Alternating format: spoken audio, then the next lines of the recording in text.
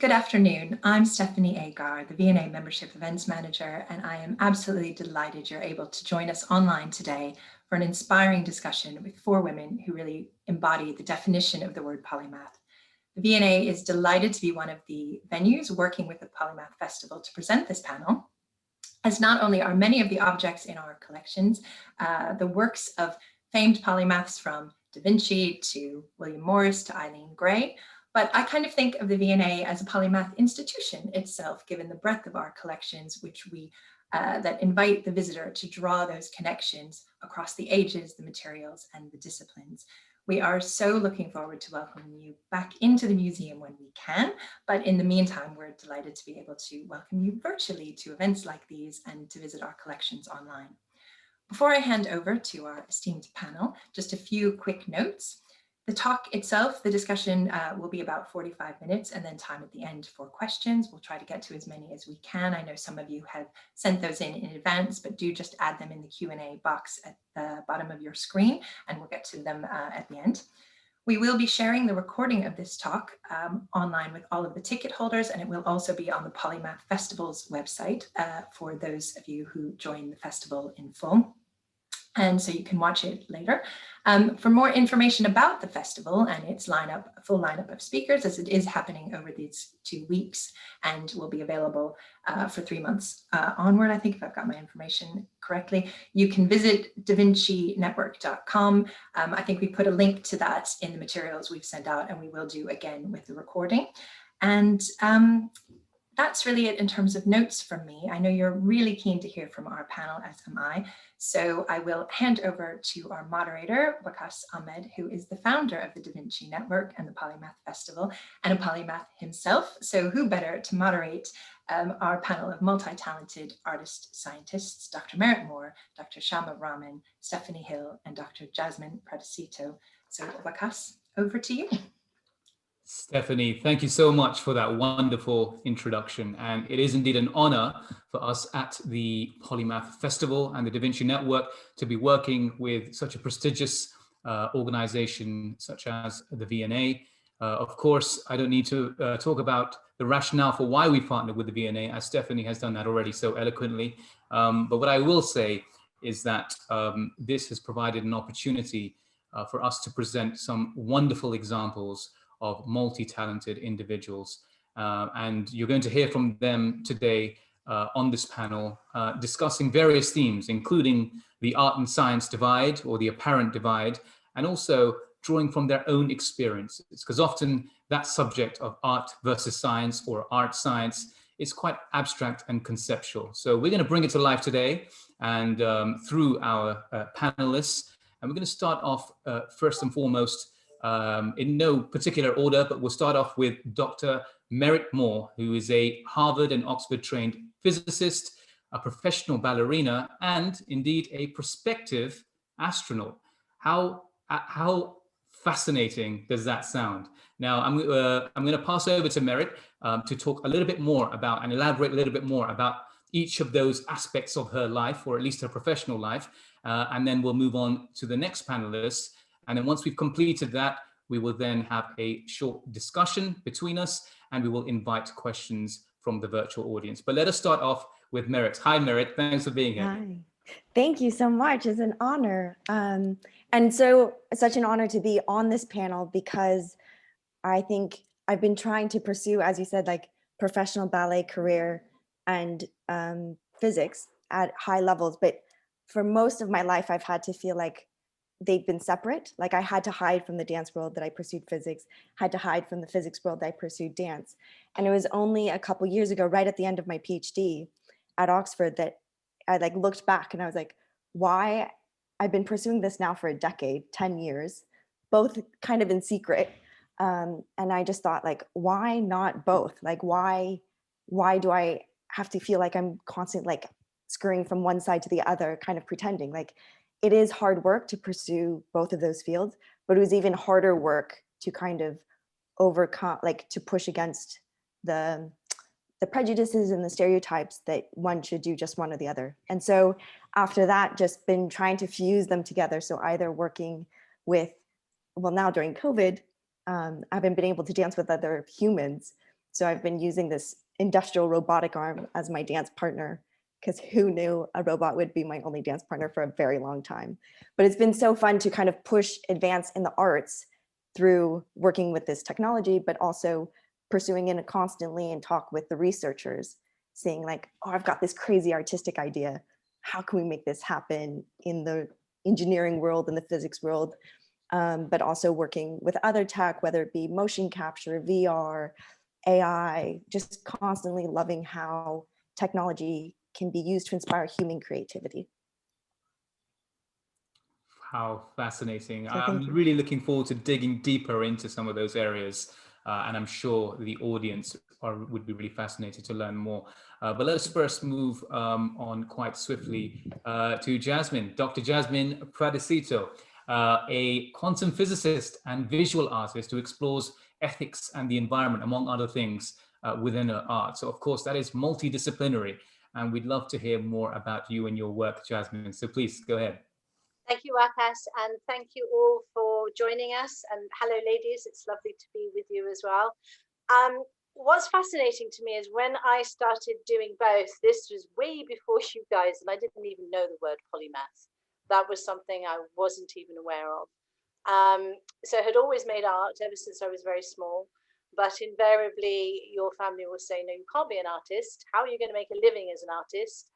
Go and do something sensible like medicine. I actually dropped out of college. It was a very long and interesting story, not your usual.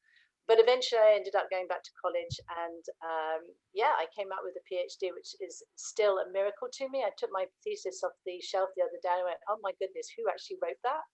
But the whole time I was doing it, I was also making art. But I was, just as Merritt said, I was doing it very much in secret. People would not even, I think, because it's further back, then they really would not have understood how you could do both. And I knew without a shadow of a doubt when I left with my PhD that I wanted to be an artist. I didn't know how I was going to do it, but that's what I wanted. So I had kind of left with a lovely shiny PhD thinking, well, I need to make a living as well as make art, and set up a consultancy at the time. We were, for about 20 years, I worked with kids and trained teachers and things like that. And then not long after that, I had my son as well, who actually turned 23 yesterday, which is really scary. Wow. And when he was about 4.5, I went back to art college purely because I did not understand the language of art. I didn't understand any of the words, any of the long sentences. I thought, I just don't get it.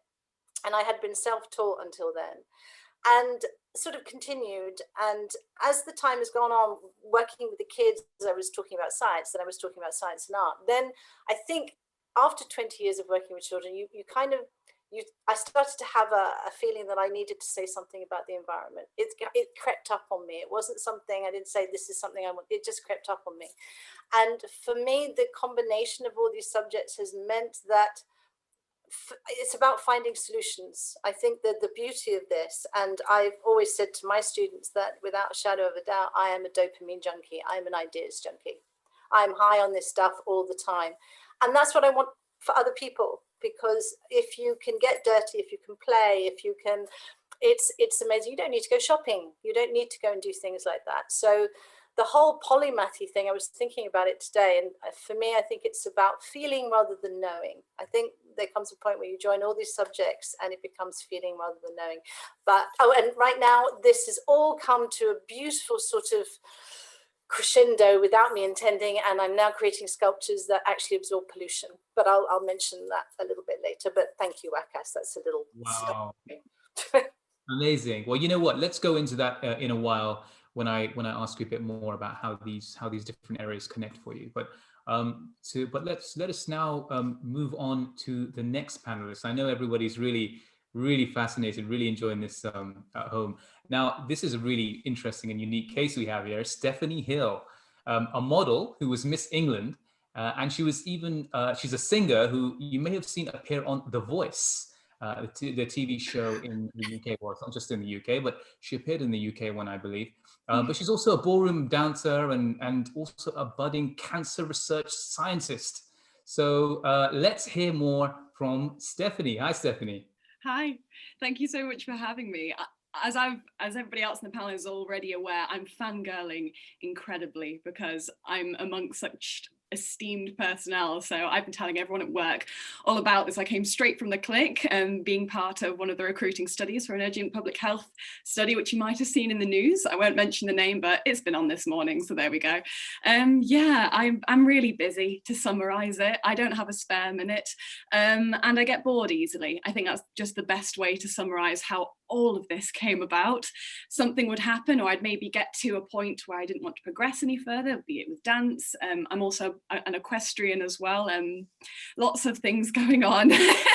And I just kind of I would get to these points and think, what next? And I think that, if anything, is the defining trait of a polymath, which, very similar to the ladies on the panel, I didn't even know I was one until someone told me I was, because it's just everyday life. The defining trait of a polymath is insatiable curiosity and always wanted to try something new, in whether it's within that field or something entirely different. So I think that quality alone, that's all you need to be a polymath, and just to feed that quality. And that's something I've been very fortunate to be able to do, hence why I have the most ridiculous schedule in the world. But reiterating on what the ladies have said, having to almost have these several identities, where I would be one person at work, one person on the ballroom floor, one person in the equestrian arena, one person in the pageant world. I mean, luckily pageantry does actually encourage polymathy, but I'll get onto that later, which was, again, something I never even considered until it was right in front of me. I thought, goodness, this is what they actually tell you to do, and this is what they want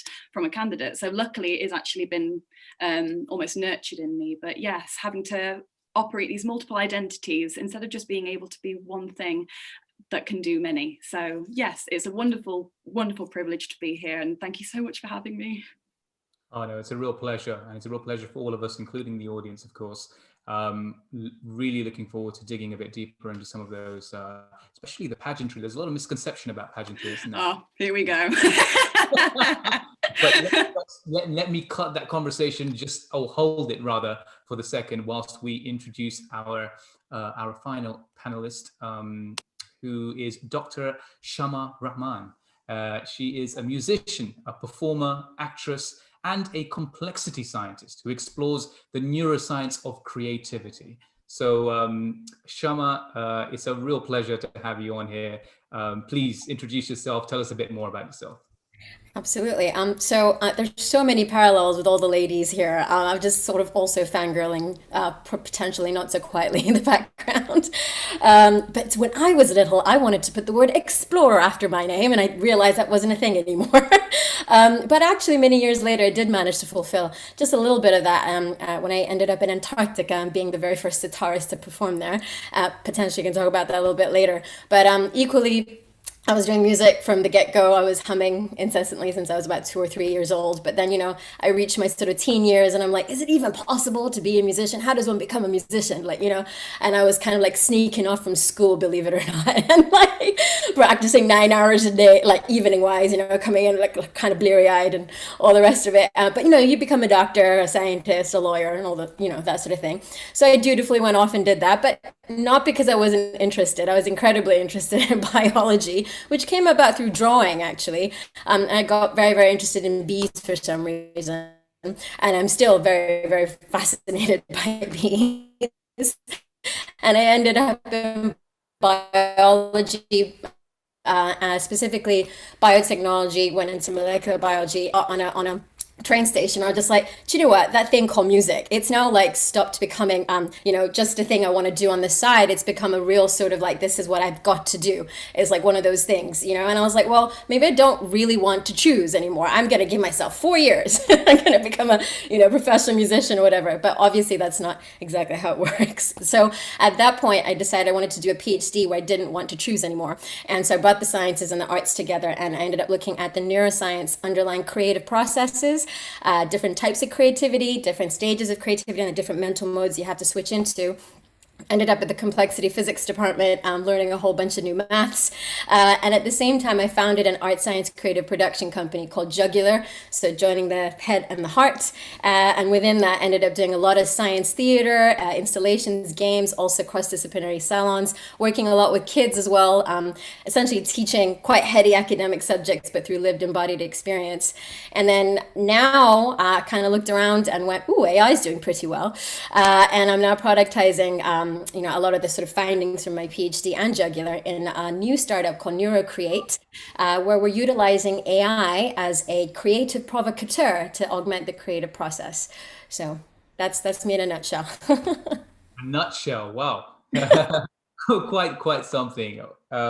It's quite overwhelming, and you listening at home may find it slightly overwhelming, but what we're going to do is unpick these various facets and explore some of the underlying themes and try and bring it home to see how we can resonate with a lot of this stuff. And I'm going to start with one particular theme, which actually we ought not to need to talk about, which is that this particular program, this particular session is called Artist, Scientist, Woman. And so the woman aspect is something I'd like to focus on, and we ought not to focus on it because actually we ought to reach a certain stage where we don't have to divide these things across gender. But the reality, or the harsh reality, is that there are still a lot of gender biases out there. There are still a lot of gender constraints out there. And so I'd love to hear about how that particular aspect has played into the lives of our panelists. Let's start with Jasmine. Ooh, where do we go with this one? One of the things I would like to say is it's got better. I remember, I remember at college experiencing a week when none of the experiments would work, and one of the technicians turning around to me and saying, "Are you going to cry now?" I've never forgotten that. Right, so there was that sort of preconception that I was going to behave in a particular way. That's one of the things that's always stuck. Or people ringing up to speak to me, and I'd go yes, and they'd go no. Can we speak to Dr. Pradissitto? And assuming that I was the PA or something like this. So had a great deal of that. But it has got better. But I guess from my point of view, as a mother, you do get judged quite a lot in terms of, can you possibly be good at what you do as well as being a parent? I remember taking Kieran to galleries when he was very little. Poor little Mike probably never want to go into a gallery again. But the minute I would take him in, people would almost look at him as if he was an insect. I go, he's a child. He's not gonna. So there was a huge amount of that, and I've never actually thought about the fact that that you do become a role model. I had never. This is never really, because it's not something I'm doing on purpose or anything. But you kind of, every time you push against it, every time you remind people that no, it's okay. You can do all of these. In fact, if anything, you focus more. I remember I had a very big commission when he'd just been born, and I literally had him on a papoose on my back, and I was painting. And when he was asleep, I didn't waste any time. So I was incredibly focused. And because I also had another mouth to feed, it made me focused in a way that I don't think that I was before. So if anything, it's been a benefit. It's made me work harder. And certainly in terms of anything to do with the environment now, I think this is why I have become, to me, I no longer make things simply because I can. I'm way beyond that stage now. I have to make something that can make a difference, that says something. Whether that's because I've worked with kids, whether it's because, we have the stereotype of, are we more nurturing? I have no idea. But the lovely thing is that it is getting better. It is getting better. So there are millions of other things that I could say, but I'm going to stop there and let some of them. Thank you. That's a really important experience to share, actually, because again, I'm sure a lot of people can relate to that. Those that have children, have young children, are still trying to pursue dreams, and those that are trying to pursue more than one dream. That it can be even more challenging, but also equally, as you said, equally motivating as well. Merritt, I'm wondering. It's, as you mentioned, it's a challenge trying to pursue two seemingly different fields as it is. But is it a further challenge being a woman trying to pursue two different fields? Interesting. Well, there's certainly, so it's tricky to answer that because I think I was just clueless most of my life. Like if you sit in the front of the classroom, you don't notice that it's 99% guys behind you and that you're like, in my head, I was like, you can just pretend like it's, 50-50. And I didn't really notice I just didn't really notice until I think in my PhD, and I had avoided entering actually women in physics groups because I was like, this just highlights that there is a difference. But I was helping out in a program that was for younger kids.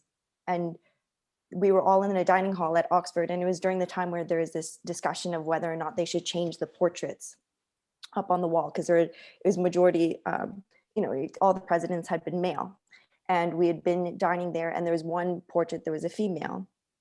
And one of the little girls who was 10 was like, oh, look, there's like one girl, there's a female there who must have been president.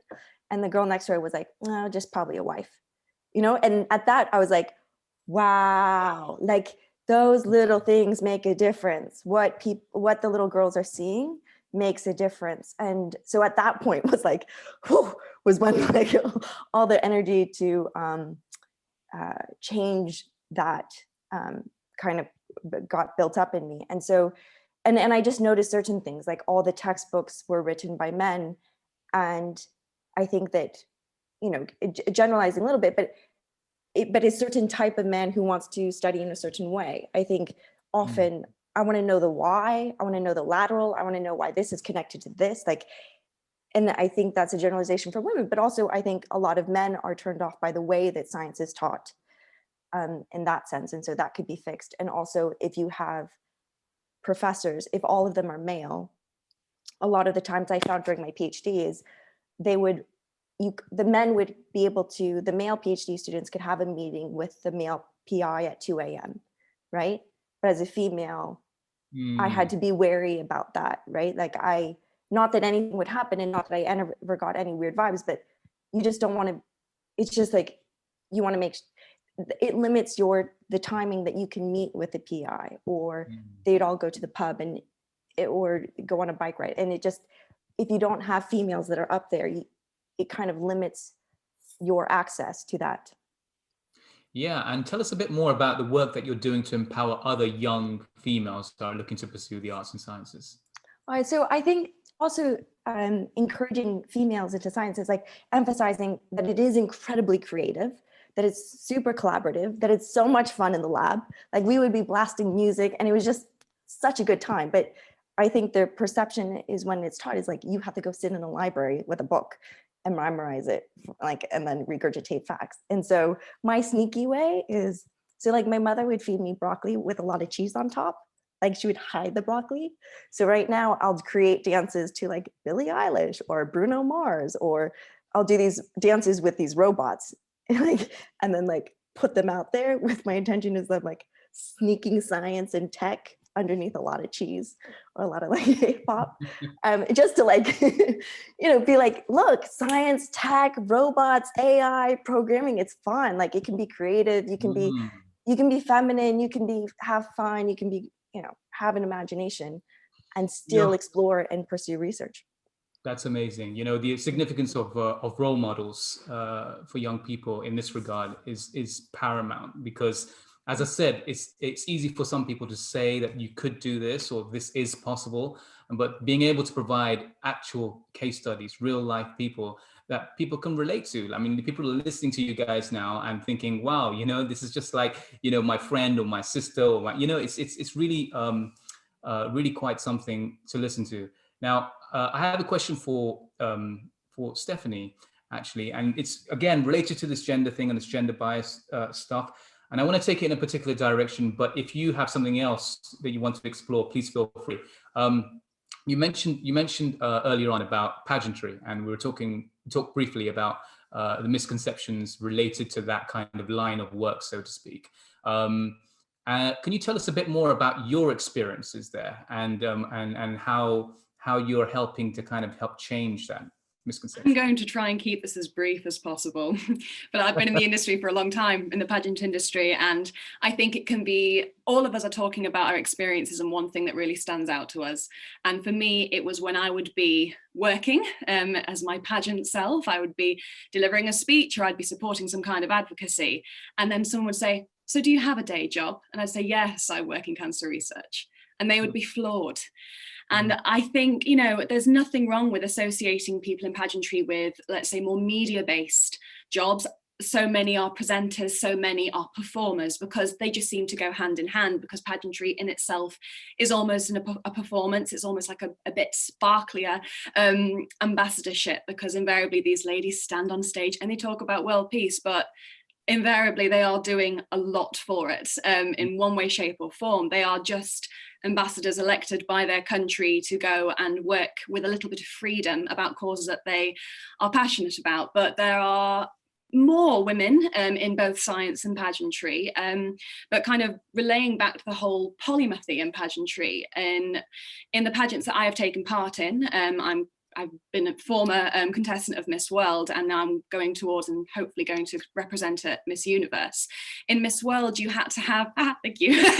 in Miss World, you had to present with a talent, you had to present with a charitable cause that was legitimate and that you could almost prove what you had done. But then you also had to be sporty, you also had to have a certain element of academic prowess, let's say. You know, they don't want you to come in there with, you know, an ultimate IQ, but you do need to be able to represent yourself. You are, in the end, a representative for your country. And they very much used to say to us, we are looking for an all-rounder.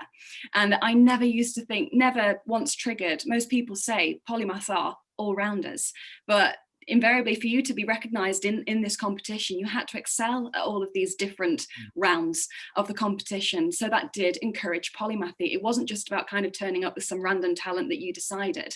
Most of these women presented with very established talents. Some had represented their countries at the Olympics.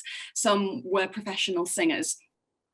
Some used different types of talent. Some of the artistry that I had witnessed, I thought, if anything, I was going there with a bit of a, I don't know, a bit of an advantage being a singer. Not at all.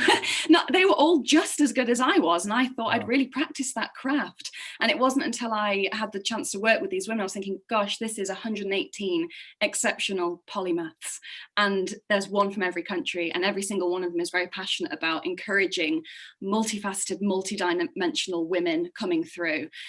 So the stereotypes that had been placed on me, as you can tell, when you mentioned it, I went, here we go again, because it had been so pushed on me. And I guess maybe I'm trying to fight it by saying, let's stop asking that question. Let's stop saying, what do you think about the stereotype associated with it? Because if we keep mentioning the stereotype, as we've said, you know, Merritt said, didn't want to be a part of these women's clubs, because that highlights that there's a problem. If we keep talking about the stereotype that's there, then is that kind of perpetuating it and almost bringing it back to life? There isn't a stereotype in pageantry. I've tried to define us all in one way so I can make it easier to explain. But actually, the one thing that, if anything, we all have in common is polymathy. And it's astonishing. When I had that eureka moment, I was up goodness knows what time at night, and I had one of those moments where I sat up and went, eureka, haha, this is it.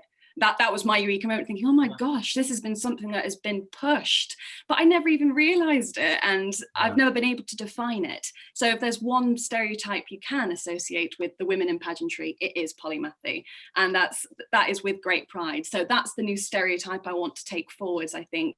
Not that there is maybe that these women are lacking in some way. A lot of people think they're lacking intelligence, that they're lacking in maybe experience of the real world and real jobs and having to work for whatever goals it is that they have.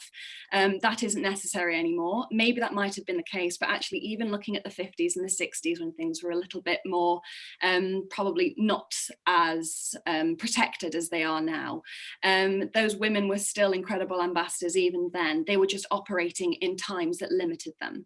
So yes, moving forwards, let's push the stereotype that pageantry, if anything, is one of the very few industries out there that does encourage polymathy as almost the ground zero before you begin competition. Well, you know what, Stephanie, I'm really confident that with people like yourself articulating this so eloquently, we'll get to a stage quite soon where we no longer have Hopefully. We're running out of time. We are. Okay, so Shama, I know that you have quite an international background, and so I want to ask you a kind of, I guess, culture-specific question. That do you feel that there are some cultures that in which obviously there are some cultures where you cannot pursue careers full stop as women, and then there are other cultures where they actually are very encouraging. But then I wonder, with a woman who wants to pursue more than one career, what are your cultural observations? Well, I was really fortunate because I had a father who was like very, very pushing my mental capacity, if that makes sense. I was never ever, yeah, I guess I never thought of it that way. I was never allowed to even, feel it in that way. He was always like, you know what, though, you have chosen something really rather technical. You are a woman and you're a person of color, as we like saying it these days, right? So you're going to have to work twice as hard as everybody else. And I was just like, nah, I don't think about it that way. And I'd rather just go off and do things in my spirit and in my sort of, curiosity, as Stephanie was mentioning as well, and just off you go type thing. But it's like, after having done the PhD, I did start looking back on my sort of experience. And Merritt, I completely agree with some of the things that you've also come across as well. But one of the more interesting things is my journey as a female founder now. And again, I was like, nah, there can't be this whole, bias. And especially within the tech world, and especially within the deep tech world, and especially within the scientific world. And to the point where I had basically, this is a really, really good example. I think one of my advisors is actually on this call, so there we go. It's a really good example. We had gotten onto a accelerator, which meant I had to go and fly over to Canada a couple of times, at least 4 or 5 times actually. And it was like a bit like a Dragon's Den thing, where you kind of stand in front and be like, blah, blah, blah, 2-3 minutes, there's an amphitheater and everybody kind of votes on you. And then if you go on to the next stage, etc., right? And so within that, and this was in Montreal, so lots of like, interesting mix of what we would call the money, put it that way, right? Coming from particularly privileged backgrounds, white background, and mostly men. And, some MBA students and a couple of operators, as we like calling them. And this is 3rd time around I'm going there and I'm going, this is what I'm doing. It's about creativity. It's about flow, all this sort of thing, right? And they stop me right there and go, oh, have you done your PhD? And I was just like, wait, why are we even talking about this right now? I did this 4 years ago. Like, what is this all about, right? Instead of moving on to like, let's talk about business strategy, pricing, blah, blah, blah, which is meant to be what, they're meant to be helping us with. So my advisor and I decided to, devise a devious little plan. He happens to be older than myself, is white, comes along with me, and, stands right next to me in the podium for the next bit. Not a single question is asked about that, right? From there onwards, no more like questioning my credibility, no more questioning the PhD, the scientific validity of this. And then we get on to, right, so how are you going to sell this? Blah, blah, blah, blah, blah, right? So it is something that's quite interesting, which is like, the inherent subtle sort of negative spaces when it comes to questioning, when it comes to not helping, when it comes to not being a part of that journey, that you may not be aware of had you not come from this particular experience. But when it then gets turned around into this positivity, then you really understand. He didn't have to say much. He just had to be present. So from that perspective, I could give you a little sort of female founder perspective from that. But like, in terms of a culture thing from my own family, I have never, I'm fortunate. I've never had like, you're not allowed to, pursue all these different things. Apart from, I keep getting asked, when are you getting married? So yeah, I think Jasmine is really, really like inspirational for me, because I'm like, why can't I do both things? I'm sure I could do both things. Sure. I won't ask you that question. I'll move swiftly on. I'll move swiftly on to the next theme I want to explore, which is actually quite counterintuitive to a lot of people, but I think quite intuitive to you, which is exploring the connections between the different things that you're involved in. I mean, I wonder to what extent you separate, you consciously or subconsciously separate your different pursuits, or do you actively seek connections between them? How does it play out in each of your lives? What I'm going to do is I'm going to start with Jasmine, but then if anyone else wants to come in, feel free to do so. It's an organic discussion. Jasmine, please. You're on mute. Dang, we were doing too well with the technology. We had to have it once at least. Sorry. This is a fascinating topic for me because it's something that I am really thinking through myself, because I realized when I'd finished the PhD and I had all this, science stuff going on in my head, and I was creating the art, I was being very reverential. I was being very obvious in trying to visually create something about science. And it was very academic, and the work was good, but it was academic. But what was very interesting about it is that I was building machines and things at the time, and I was creating very chaotic sort of patterns, but they were very pleasing to the eye. And then one day somebody came into the room who was a biologist and actually said to me, do you know what, that looks like the birds of a secretary feather? And something went off in my head, right? So this was happening, and I became very interested in a topic called cymatics, which is all about how harmonics shape everything that's in nature. So I became quite interested in that. But certainly, and then being given permission, when I went back to college, I was painting. I had trained as a portrait painter. I had trained, very traditionally, very classically. And when I went back to art college, trying to understand this language of art that I really couldn't understand, for 2 years, I was still doing the same work. And then I had a brilliant tutor. And that's why talks like this are so fundamentally important, because sometimes it takes one person to give you permission, which can completely change how you do things. And I remember David came in and he gave me a book, which was The Zen of Motorcycle Maintenance. And what are you giving me this for? He said, you need to go and read that. And I had kept my PhD secret. I had kept everything secret because I was more highly qualified than many of my tutors. So I wasn't there to make a point. I was there to learn. It was having 3 days to myself when I was escaping from work or from being a mum. That was really, really precious time to me. And he said to me, why on earth, why on earth are you not using your physics? And I remember I was a mum, I was running a business, I was doing a million different things. And I remember saying out loud, oh, am I allowed to do that? Right? And that has never left me. And I think since then, a lot of the speaking I do, a lot of just, speaking to people, you are allowed, whether it's embroidery, whether it's gardening, you are allowed. So that took me on a bit of a journey, and still I was doing processes and things like this. What's become really interesting to me now is that I no longer think about the work that I make. It comes completely from a place of intuition. I think I have enough stuff. I call it mind minestrone. I think I have enough ingredients now. Obviously never will have enough, because I'm like a magpie, whether it's people I meet or it's ideas or it's a stick or it's people who know me know I'm forever picking stuff up and bringing it home. But I know I don't need to figure it out. I just need to start making. And that's what I do. I just need to start making it. I'm very fortunate. I know engineers, I know scientists, I teach designers. I have this wonderfully broad breadth of people all over, and I know that every encounter, every interaction is probably going to fire something. I know that, so I trust in that process. You work in waves. Sometimes I will work 20 hours a day, and then there are some days where I will sit and watch 8 hours of Netflix, because I'm thinking, no, my subconscious is doing its thing. And so I work from a place of intuition. And what's fascinating to me now, Waqās, is that I will make a series of work, and it's only afterwards that I go back and I go, right, what was that about?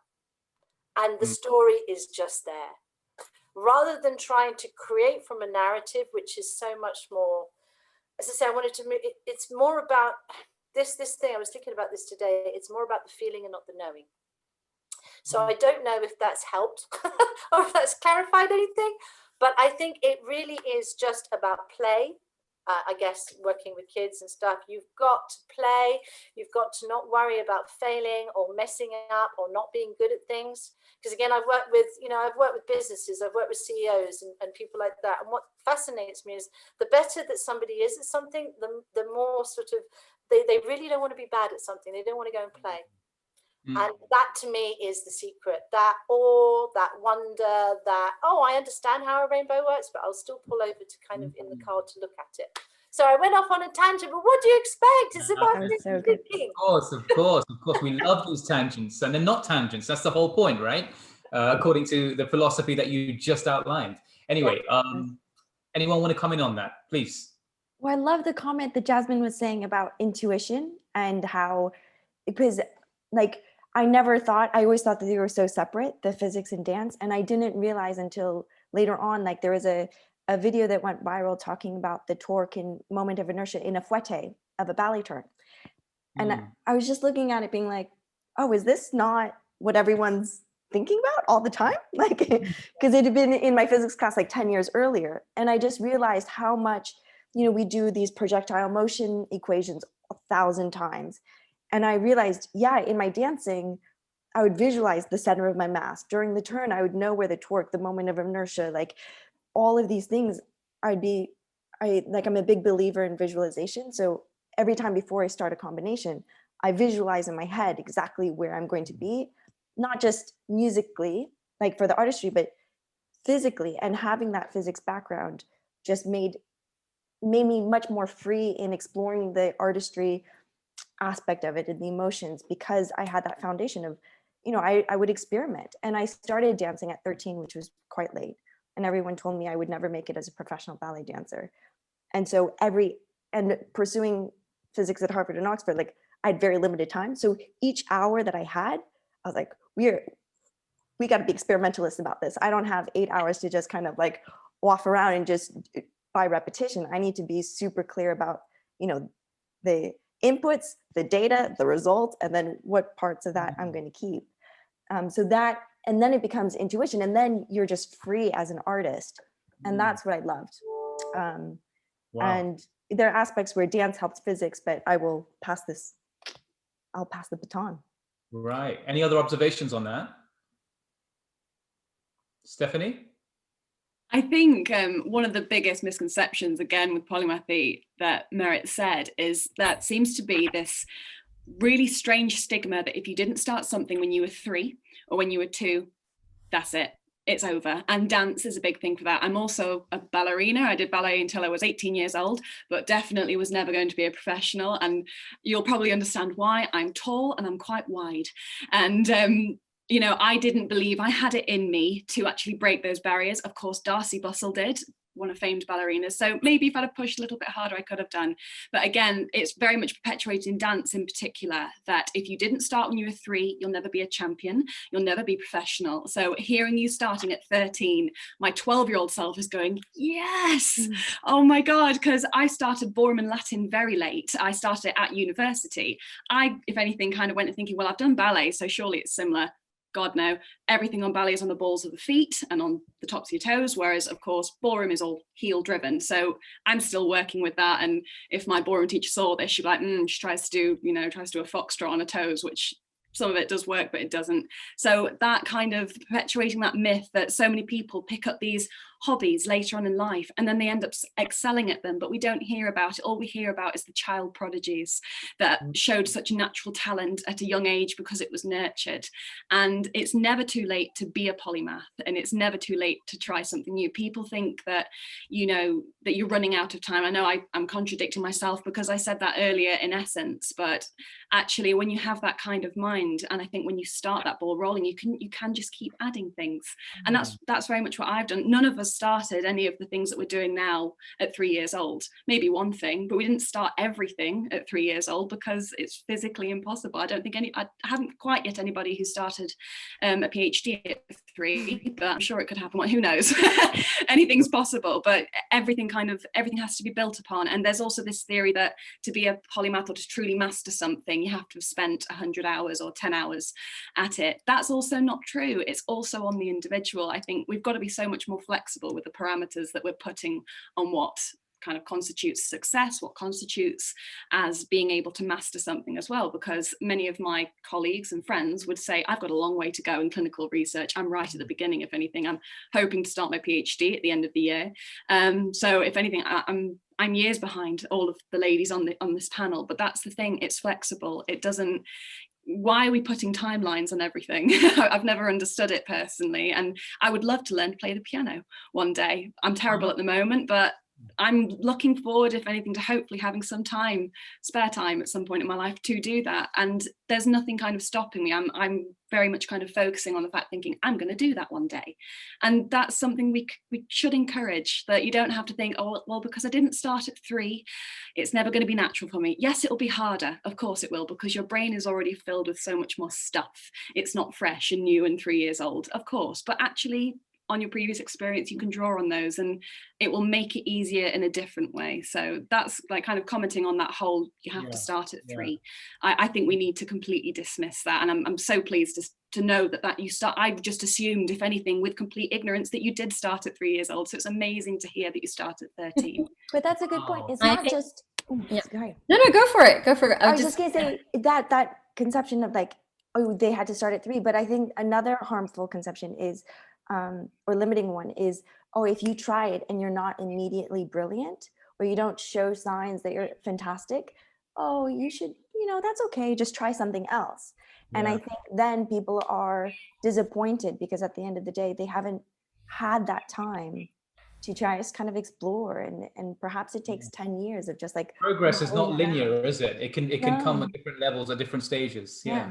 And you become more creative with age. If you think that, one of the definitions for genius, and I'm sure Shama knows more about this than me, is the ability to make connections between seemingly unrelated things. I'm proud to talk about that, yes. The longer you live, the more stuff you have to make connections with. So I'm going to hand over to you, Shama.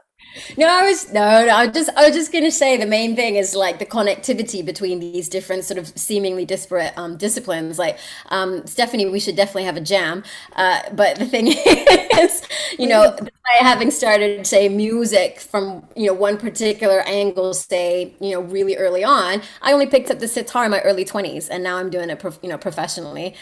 Whether I'm any good is another thing. I'm constantly learning. So, that's something that, I will always say I'm constantly doing. But for me, it's like this idea of connectivity, being able to see the sort of patterns between things. I think all of us are probably in some way, inspired by the patterns in nature.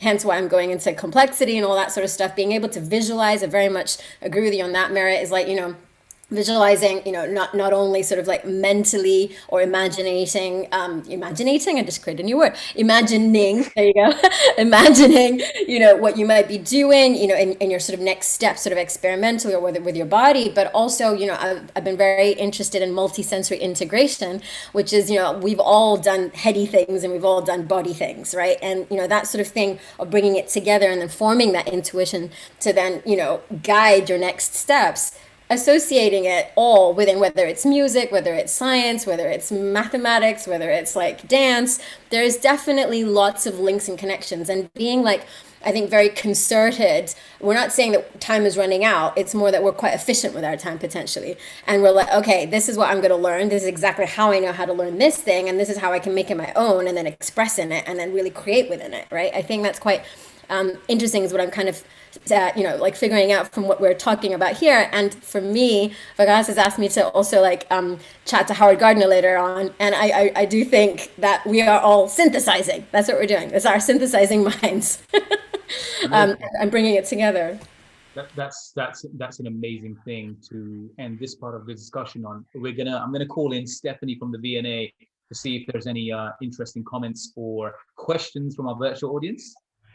Wow. Well, thank you, Waqās, and thank you all so much for the inspirational talk so far. And yes, we do have a number of questions that have come in, not surprisingly, also a number of just general compliments, everybody saying that it has been so inspirational so far. A number of people, it looks like, who are watching with their daughters. And so a number of the questions are about, inspiring youth, and questions about, and this is really open to the whole panel, a couple on what would you say to an 11-year-old, for example, who would want to pursue these multiple paths? And also, and maybe amongst you, what would you say to your younger self? So both those things about looking back and how to inspire children. So I don't know if anyone wants to jump in on that, either to somebody else or to their own younger self. Merritt. I could definitely jump in because I remember that age so clearly, and that age, and actually all of junior high and high school, wanting to be perfect, like being parent, just wanting whatever that was. Like, I just kind of, like I had that, I wanted to be perfect. And I had an amazing mentor who pulled me inside.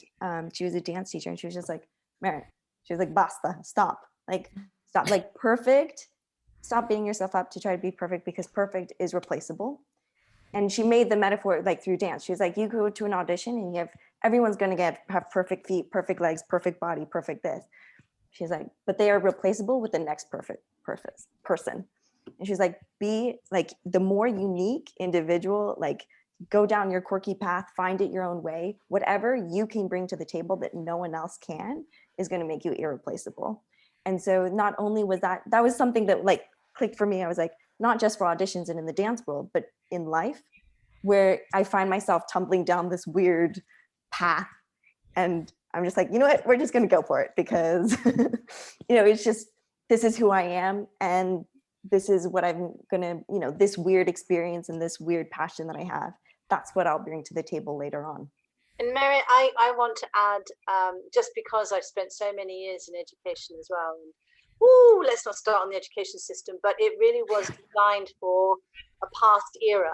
It really is not designed for the future that our children will be inheriting, in which it's much more about sort of high concept, high touch. So things like empathy, story, purpose, design, and also the most interesting people I've ever met. And myself, not having followed the path, I didn't come out with the A level. I didn't follow the accepted path. Sometimes young people can kind of go, well, I haven't done anything right, so that's it, that's the rest of my life over. And it absolutely breaks my heart, because invariably some of the most interesting people I've ever met have never done something the right way.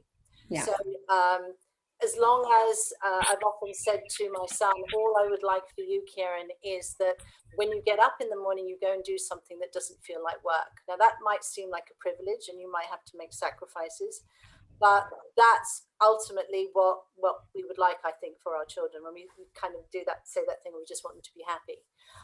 But yeah, just because you haven't done things the way that everyone else has, in fact, it does. As you said, it will make you more interesting. And it's difficult as a young person to kind of build that resilience, but it will come. It will come.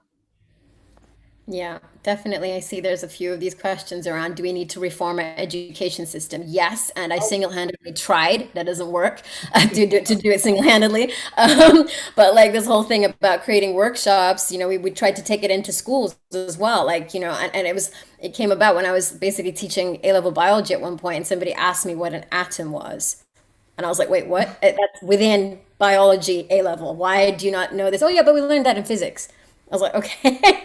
So these siloed ways of looking at it, I was absolutely astonished. I was like, I'm sure I didn't do A-level that way. But anyway, so this idea of connectivity, is a really big thing going forward. And looking at the Steiner School, or even looking at Montessori, and it's a shame Montessori stops at age 6. Why can't we carry it on until our 30s? As we go along, bringing in lots of different ways and modalities of learning as well. People are more visual potentially, as Mr. Ken said, or Sir Ken said. They could be obviously maybe more mathematical, more written, all sorts of, maybe more embodied. So some of the things that we were doing is like actually trying to teach very complicated things, but through your body, and to actually feel it, and whether that could be a really different way of contextualizing, intuiting, learning, understanding, all these sorts of things. Just one thing, I completely agree with you, Merritt. Like I actually had a almost like a mentor. She became a mentor almost, without me asking. I was doing a bachelor's, looking at fruit flies was my thesis. I ended up in the Cancer Research Center, and she said to me, because I was like, also freaking out, like, what am I going to do next? Blah, blah, blah. Is this what I want to do? Like being in a wet lab, just looking at pipettes all my life, or do I want to do other things? Obviously, I ended up with doing other things as well. But like, she was like, don't try and fit into the job, descriptions and or adverts that are going out there right now. Think about what you're interested in, what your skills are at this point, what you might want to synthesize again, and go forward with, and maybe you need to learn some other things there.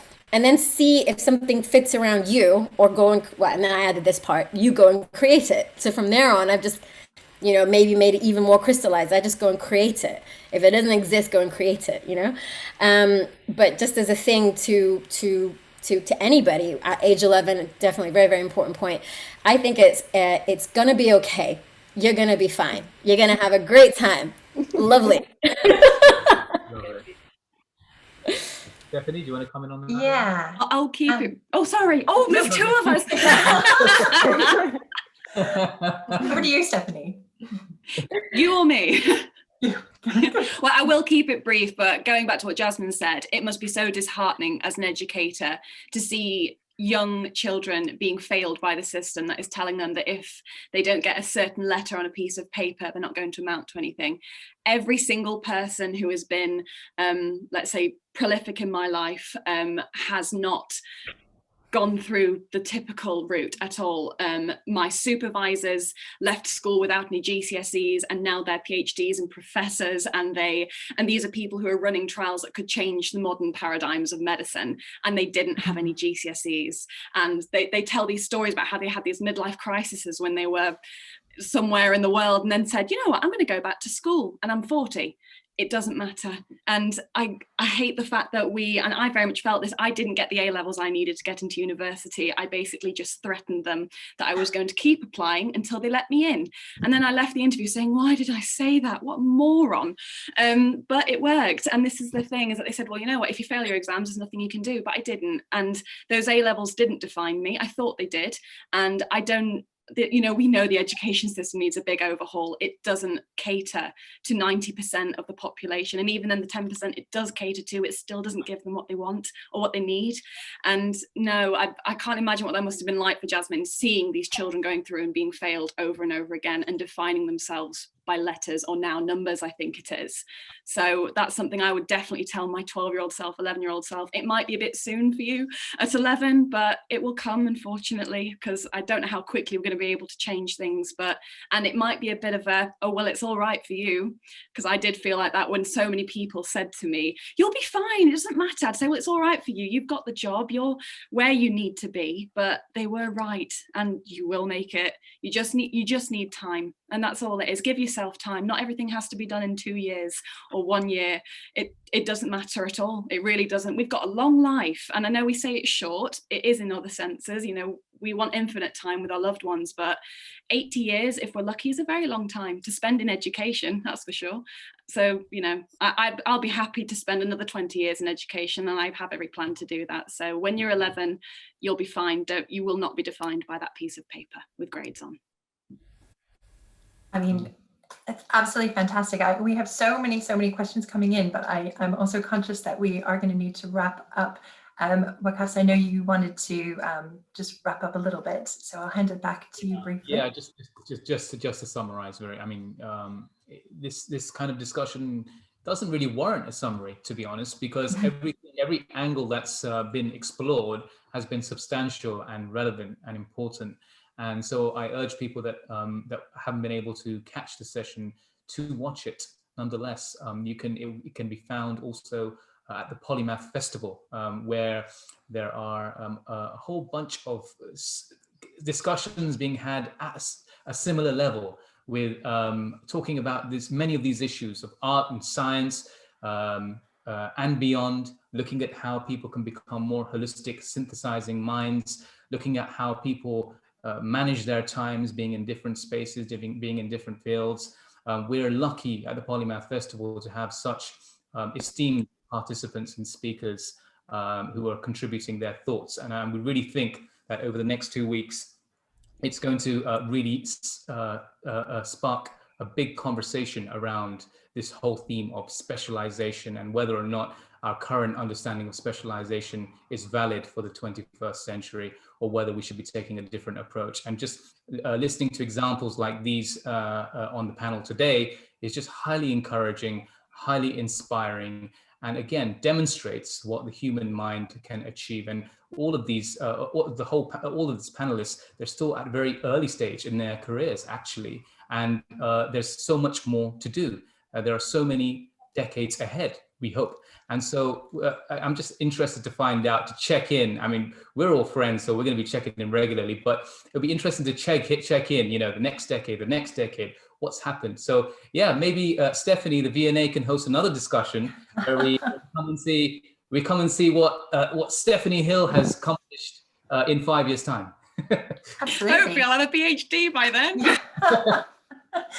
Well, I mean, I would just echo that, just to say thank you so much to all of you for joining this panel. I mean, I'm excited, and the comments that have been flooding in have just said the same sort of things.